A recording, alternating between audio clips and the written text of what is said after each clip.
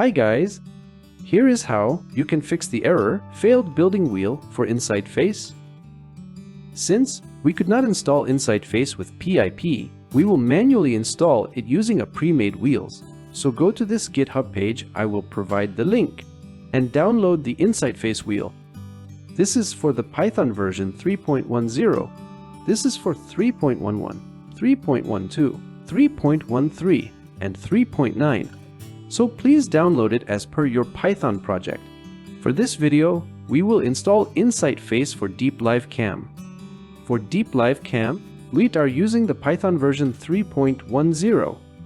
So let's download it, click on it, and then click on download raw file. So the file has been downloaded. Show in folder. So here is it. The file size is very small. Let me move this. And I will put this inside the insightface folder. Now let's open Anaconda.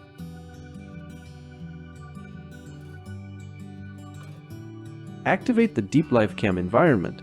Conda, activate DeepLiveCam. So the environment has been activated. Now copy this address. Type CD and Ctrl+V. So we are inside this folder. Now let's install this. We need the exact full name.